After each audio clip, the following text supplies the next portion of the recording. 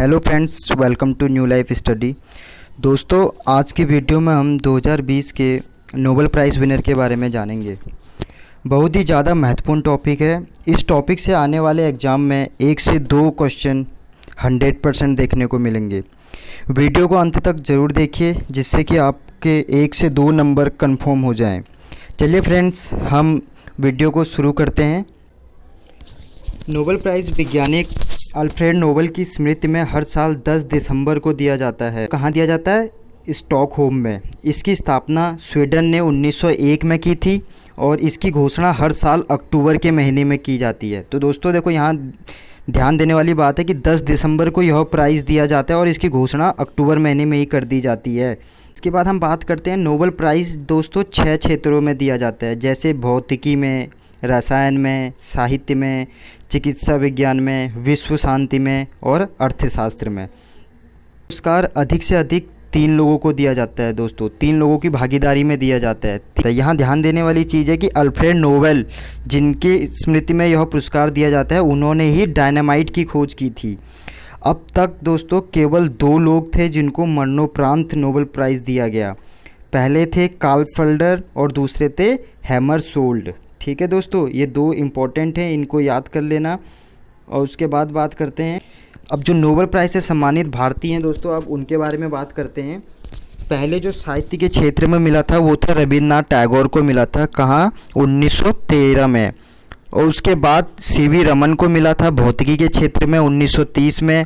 फिर उसके बाद मदर टेरेसा का मिला शांति के लिए।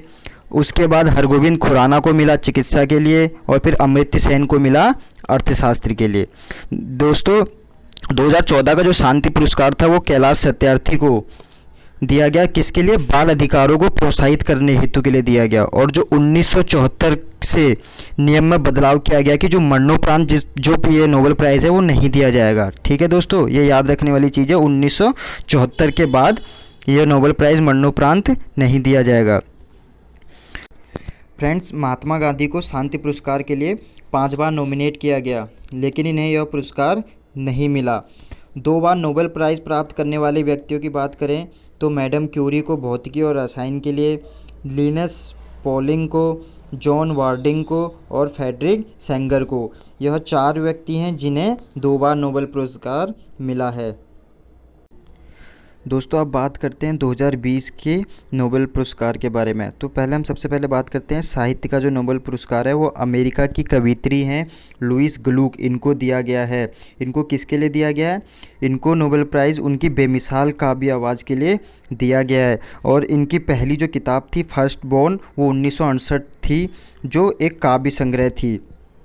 दोस्तों ये कवित्री के साथ साथ लुइस येल यूनिवर्सिटी में अंग्रेजी की प्रोफेसर भी हैं और इनका जन्म 1943 में न्यूयॉर्क में हुआ था। दोस्तों अभी हमें इनके बारे में सिर्फ इतना ही पढ़ना है। फ्रेंड्स अब बात करते हैं फिजिक्स के नोबेल पुरस्कार की। तो इस साल फिजिक्स का जो नोबेल पुरस्कार है उसे 2 भागों में विभाजित किया गया है। इसमें से जो आधा पुरस्कार है वो रोजर पेनरोज को दिया गया है। किसके लिए दिया गया? क्योंकि इन्होंने बताया था कि जो ब्लैक होल जो फॉर्मेशन है उससे जनरल थ्योरी ऑफ रिलेटिविटी को प्रेडिक्ट किया जा सकता है। मतलब जो सापेक्षता का जो सिद्धांत है उसे हम प्रेडिक्ट कर सकते हैं। फ्रेंड जो मशहूर जो साइंटिस्ट अल्बर्ट आइंस्टीन ने जो इस थ्योरी को जो है 1915 में ही पब्लिश कर दिया था। अब जो दोस्तों इस नोबेल पुरस्कार का जो दूसरा आधा भाग है वह 2 वैज्ञानिकों को दिया गया है, जो हैं राइनहार्ड गेंजल और एंड्रिया घेज। दोस्तों अब इनको किस लिए दिया गया? इन दोनों वैज्ञानिकों ने जो है गैलेक्सी के जो केंद्र में जो मौजूद विशाल द्रव्यमान के कॉम्पैक्ट जो ऑब्जेक्ट है उसकी खोज की है। क्या क्या दोस्तों? इन्होंने जो गैलेक्सी है उसके जो केंद्र में जो मौजूद होता है विशाल द्रव्यमान, उसके कॉम्पैक्ट ऑब्जेक्ट की इन्होंने खोज की है। इन्हें इसलिए यह पुरस्कार दिया गया है।